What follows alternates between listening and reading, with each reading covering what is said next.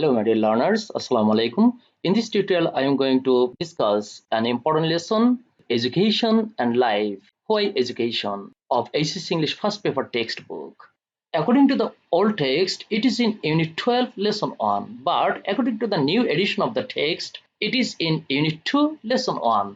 আমরা গত তিনটি টিউটোরিয়ালে এখান থেকে বেশ কিছুটা স্টারফিশের গল্পটা সহ শিখেছিলাম। এই যে স্টারফিশের গল্প এটাও শিখেছিলাম। তবে আজকে শিখব ঠিক এই গল্পটি, অর্থাৎ স্টোরি 2, ফাইন্ডিং হ্যাপিনেস। তাহলে কালক্ষেপণ না করে চলুন শুরু করি। ফাইন্ডিং হ্যাপিনেস, সুখ খোঁজা।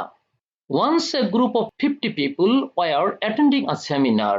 একবার 50 জনের একটি দল একটি সেমিনারে যোগ দিচ্ছিল। At one stage, the speaker decided to do a group activity to illustrate a point he was making. এখানে নতুন শব্দের মধ্যে রয়েছে illustrate. Illustrate হচ্ছে ভার্ব, এর মানে হলো ব্যাখ্যা করা। তার মানে এটা সিনোনিম হিসেবে আমরা বলতে পারি demonstrate, exemplify, show, অথবা clarify, অথবা explain, অথবা prove, অথবা elucidate ইত্যাদি। আর এটার অ্যান্টোনিম বা বিপরীতার্থক শব্দ হিসেবে আমরা কি বলবো? কোনো ব্যাখ্যা না করা, অথবা এটাকে জটিল করা, কনফিউজ করা ইত্যাদি। তাহলে আমরা কি বলবো? ইলাস্ট্রেটের অ্যান্টোনিম হিসেবে বলবো কমপ্লিকেট, অথবা কনফিউজ, অথবা ক্যামুফ্লেজ, অথবা অবসকিউর, অথবা হাইড, অথবা কনসিল ইত্যাদি। ইলাস্ট্রেট কিন্তু ভার্ব আর ইলাস্ট্রেশন হচ্ছে নাউন। তাহলে দেখুন সেন্টেন্সটির অর্থ কেমন হয়। আমরা প্রথমে একটু ভেঙে ভেঙে অর্থ করার চেষ্টা করি। At one stage, একটা পর্যায়ে, the speaker decided to do a group activity. বক্তা একটা গ্রুপ অ্যাক্টিভিটি দেওয়ার সিদ্ধান্ত নিলেন। To illustrate a point he was making. তিনি যে একটা পয়েন্ট বোঝাচ্ছিলেন সেটার ব্যাখ্যা বিশ্লেষণ দেওয়ার জন্য। তাহলে পুরো সেন্টেন্সটির অর্থ দাঁড়াচ্ছে ঠিক এইরকম।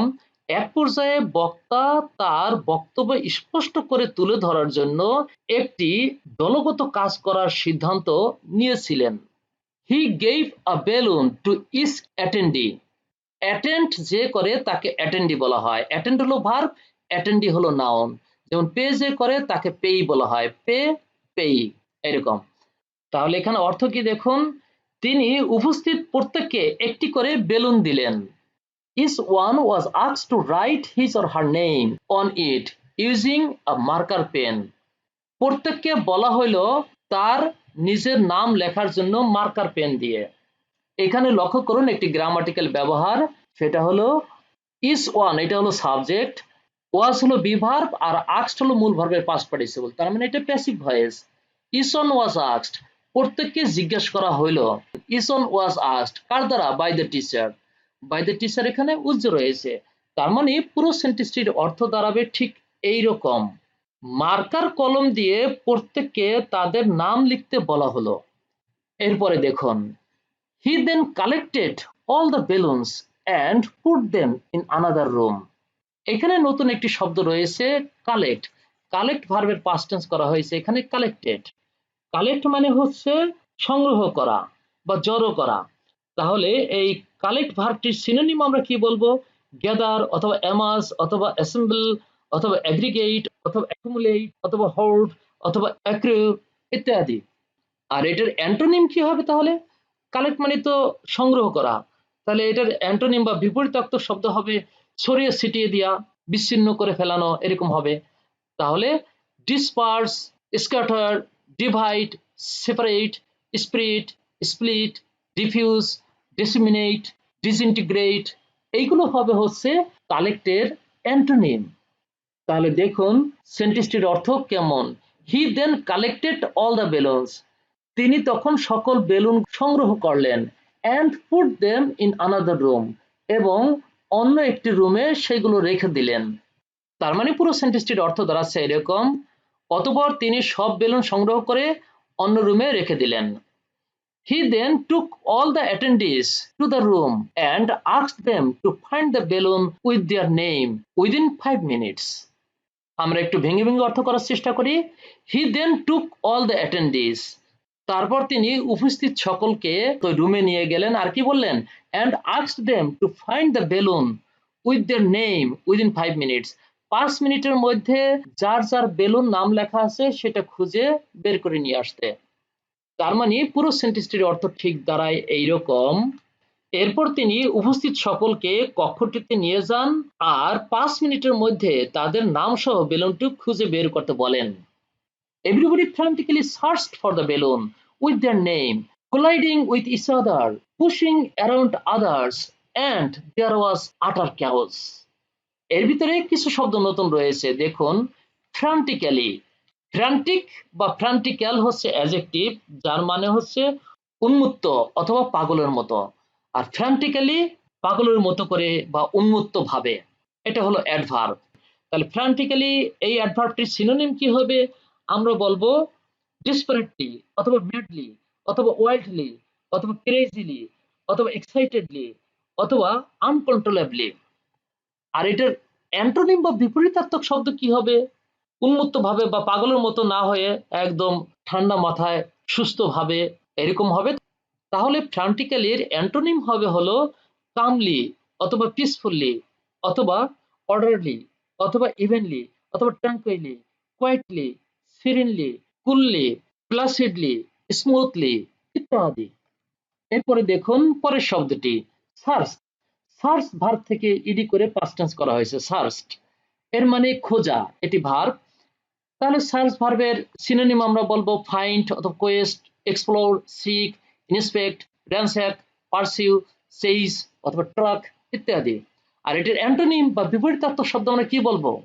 না খোঁজা অর্থাৎ ইগনোর করা অথবা সেটাকে অবজ্ঞা করে চলে যাওয়া অথবা সেটাকে গোপন করা ইত্যাদি।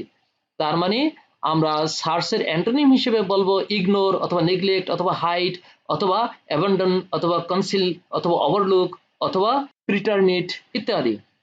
এরপরে দেখুন আরেকটি শব্দ হচ্ছে কোলাইড। কোলাইড ভার্ব থেকে কোলাইডিং ভার্বের সাথে আইএনজি করা হয়েছে।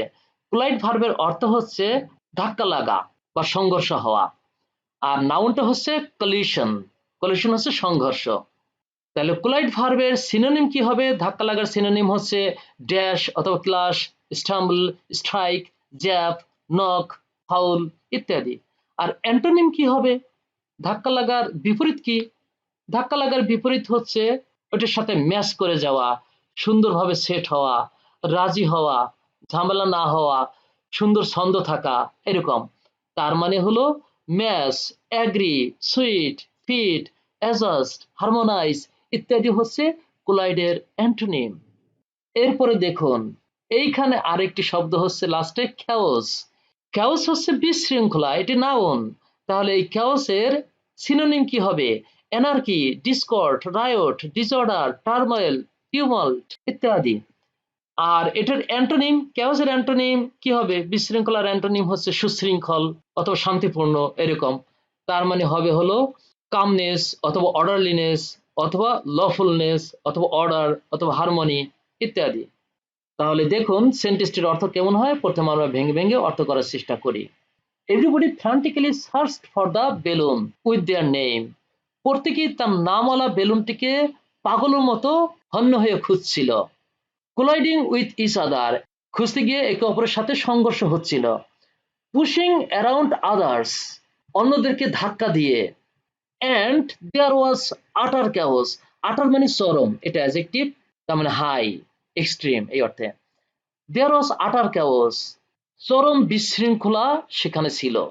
তার মানে পুরো সেন্টেন্সটির অর্থ দাঁড়াচ্ছে ঠিক এইরকম। প্রত্যেককে উন্মত্ত ভাবে বা পাগলের মতো তার নাম সহ বেলুনটিকে খুঁজছিল, একে অপরের সাথে সংঘর্ষ হচ্ছিল, চারপাশের অন্যদেরকে ধাক্কা দিচ্ছিল, সেখানে ভীষণ কেওয়াজের অর্থাৎ বিশৃঙ্খলার সৃষ্টি হয়েছিল। আমরা এবার সামনে এগিয়ে যাই। দেখুন at the end of 5 minutes no one could find their own balloon. 5 minute পরে কেউই তার নিজস্ব বেলুন খুঁজে পায়নি। Now the speaker asked each one to randomly collect a balloon and give it to the person whose name was written on it. এখানে একটি নতুন শব্দ রয়েছে randomly। random হচ্ছে অ্যাডজেক্টিভ, তার মানে হচ্ছে অসংলগ্ন, আর randomly হচ্ছে অ্যাডভার্ব, অসংলগ্ন ভাবে। তাহলে এই randomly অ্যাডভার্বটির অর্থাৎ অসংলগ্ন ভাবে এই শব্দটির সিনোনিম কি হবে?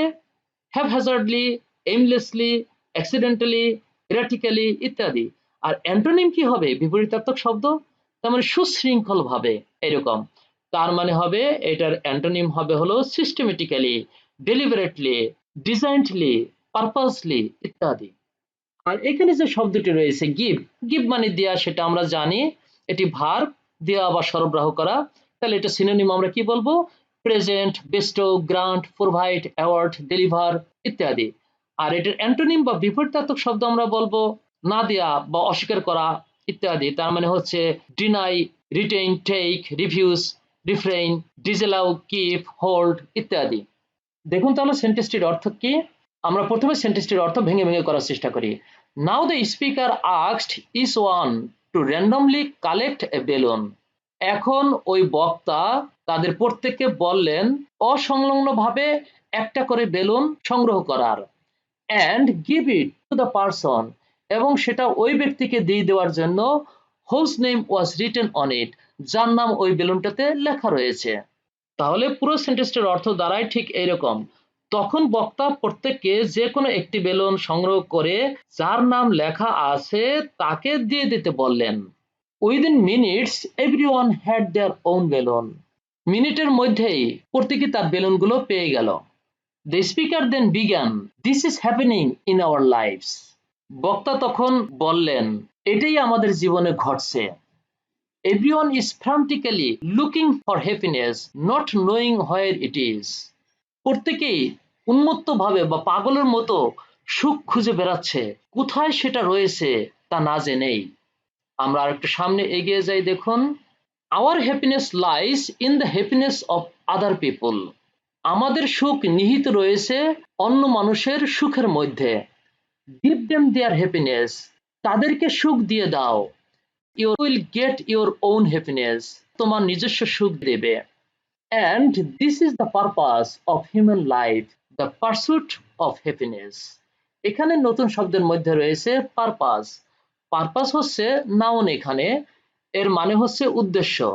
তাহলে পারপাসের সিনোনিম হবে aim, target, motive, intent, objective ইত্যাদি। আর এটার অ্যান্টোনিম বা বিপরীতার্থক শব্দ কি হবে? উদ্দেশ্যহীন কোনো কিছুকে বোঝাবে।